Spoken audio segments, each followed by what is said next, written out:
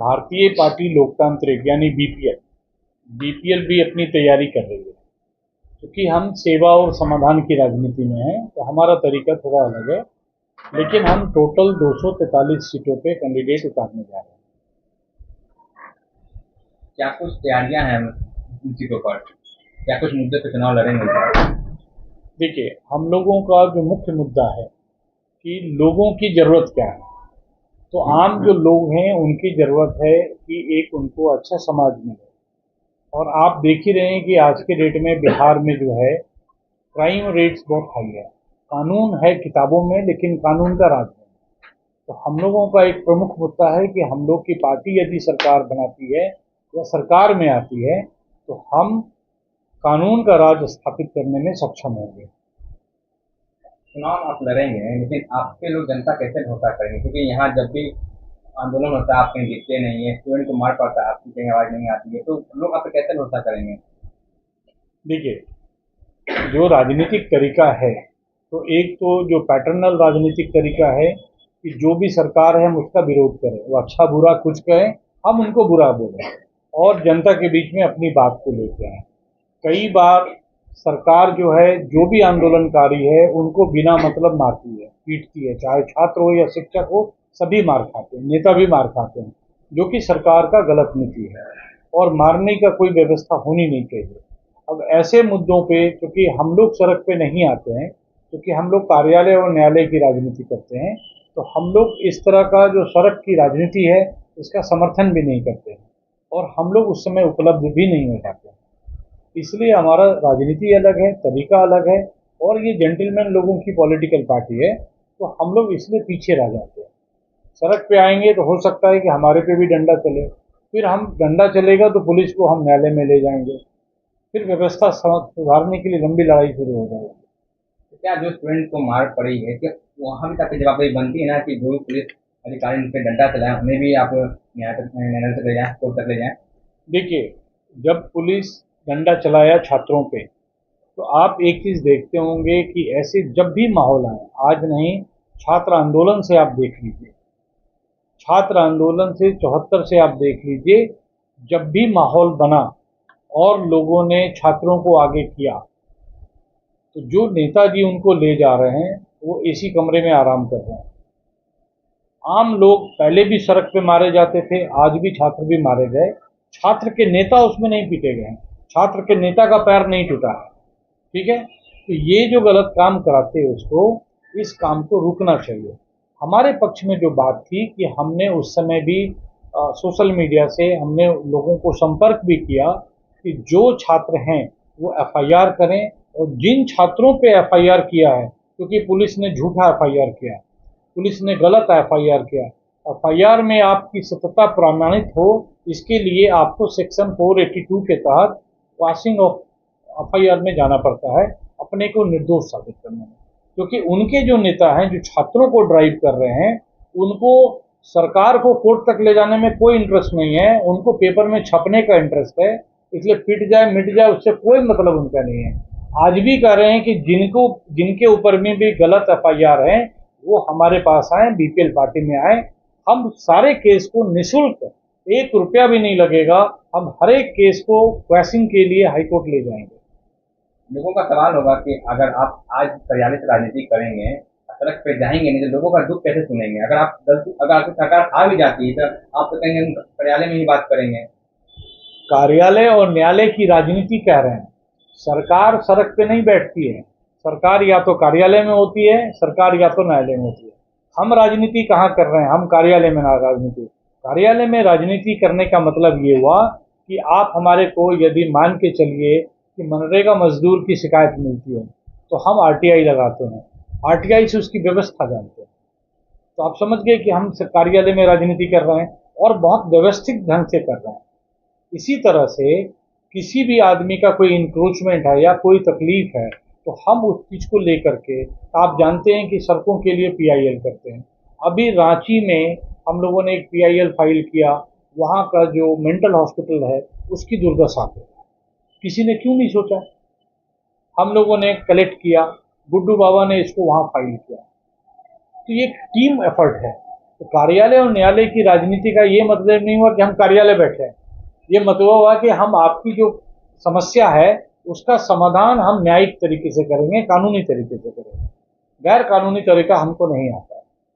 बिहार में जहाँ भी अपराध हो रहा है, क्या हो रहा है, तो तमाम पार्टी के नेता वहाँ विजिट कर रहे हैं, खुद पहुँच रहे हैं, चाहे वो बड़े नेता हो या छोटा नेता हो। तो मतलब उसमें आपकी किरदार वहाँ कहाँ पे है?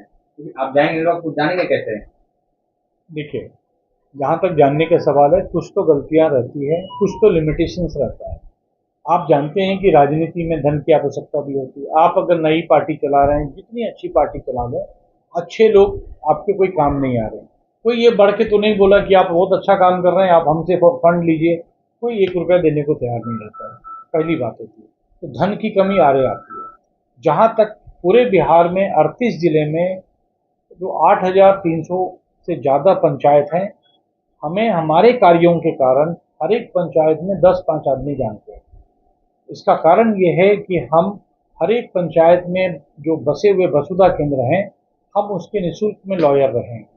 और अभी भी पूरे पंचायत के हमारे यहाँ लोग आते हैं और उनके मुखिया और सरपंच जो हैं, ये हमारे यहाँ केस भेजते हैं, क्योंकि हम सब गरीबों का फ्री में वकील हैं। तो हम कनेक्टिविटी में पड़े हुए हैं। लेकिन वही चीज़ है कि हम आपको मीडिया तक इसको नहीं पहुंचा पा रहे हैं, यहाँ पे हमारी शॉर्टकमिंग्स है। बहुत लोग आज भी ये सोचते हैं कि जिनके पैकेट में नोट और हाथ में रिवॉल्वर वही नेता बनते हैं। लेकिन आप कोर्ट और न्यायालय की बात कर रहे हैं, किसी की बात कर रहे हैं, कहाँ खुद को देखते हैं, उसमें क्या कहेंगे? देखिए, अभी जो राजनीति बदली है 70s और 74 से जो बदली, उसके पहले राजनीति क्या था? लोग सेवा करते थे, साइकिल से और टमटम से एमपी बन जाते थे। पुराना फैशन दोबारा आ रहा है, जो कि बीपीएल पार्टी लेके आ रही है। ठीक, हम सेवा और समाधान कर रहे हैं, लोगों तक पहुंच रहे हैं। उम्मीद है कि इस बार और अगले बार 2030 में निश्चित रूप से आप बीपीएल पार्टी की सरकार देखेंगे, ये हमारा विश्वास है।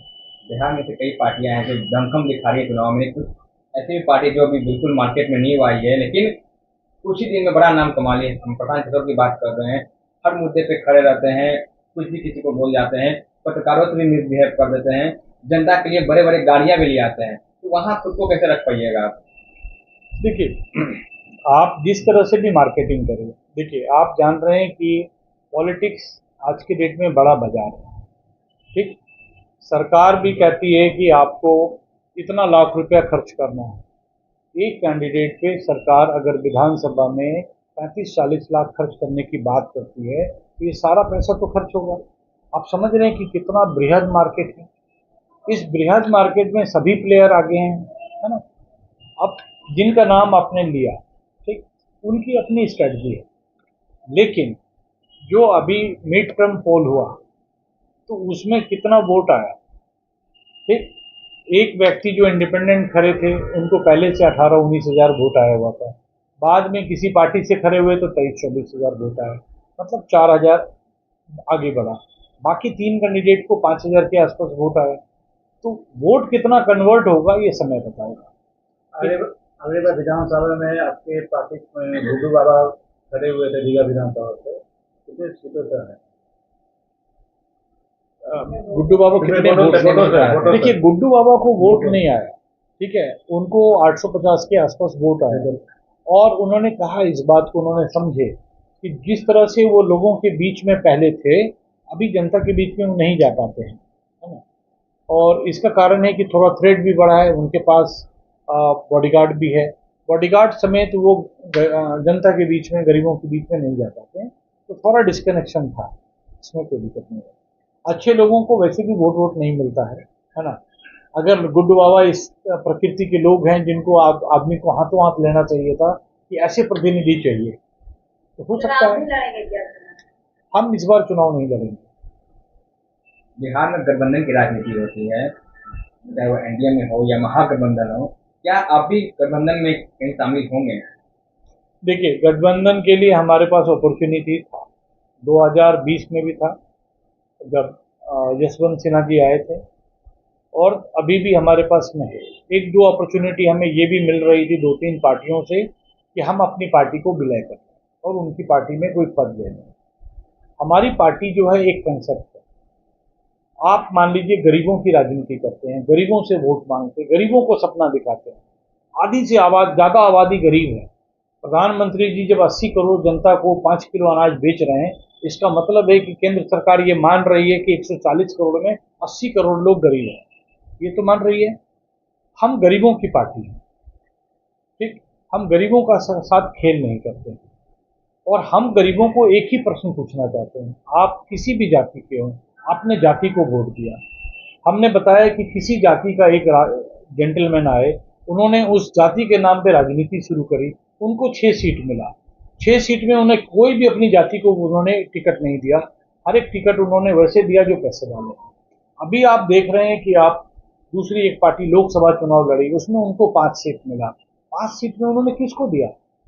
उस जाति को नहीं दिया, दलितों को उन्होंने नहीं दिया, एक अपने बहनोई को दिया, बाकी टीटू उन्होंने अलग लोगों को दे दिया।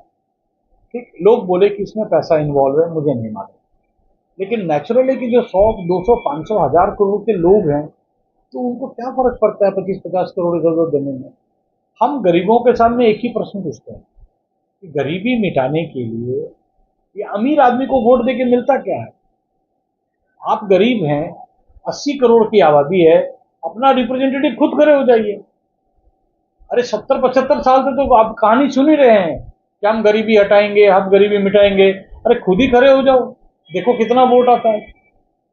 आप जिनकी बात कर रहे हैं वो अभी बिहार में जो भी क्राइम बढ़ रहा है, तो उनमें आप लोग कहते हैं कि हम बिहार का हिस्सा नहीं, बस बिहार को समर्थन करते हैं, बिहार सरकार को।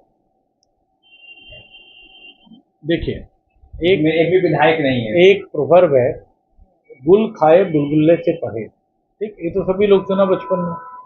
ठीक, अब हम बोलेंगे हम यहाँ बैठे हुए हैं और हमारे साथ ही हमारा पार्ट नहीं है, ऐसा नहीं।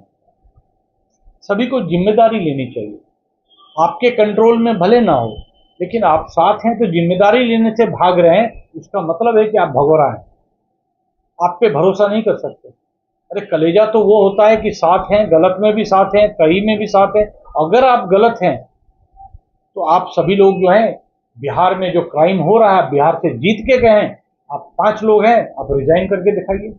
रिजाइन करके इस पार्टी से, इस गठबंधन से रिजाइन करके फिर से चुनाव लड़के दिखाइए। कलेजा तो है नहीं, बात क्या करेंगे? कॉर्पोरेट चला रहे हैं पार्टी के नाम पे। बिहार के लोग क्या फील करेंगे? देखिए, बिहार की जनता से हमारा एक ही आग्रह है कि आप जिस जाति के हैं, आप जातिबद्ध वोट देना चाहते हैं, धर्मबद्ध वोट देना चाहते हैं, आप शौक से दीजिए, लेकिन अपनी जाति के काबिल इंसान को खरीदिए।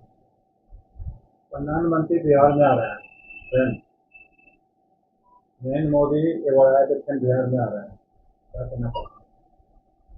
देखिए, मोदी जी आते हैं तो शुभ यात्रा है, तो कुछ न कुछ तो डेवलपमेंट कर ही रहे हैं, और इसमें तो कहीं कोई दो मत नहीं।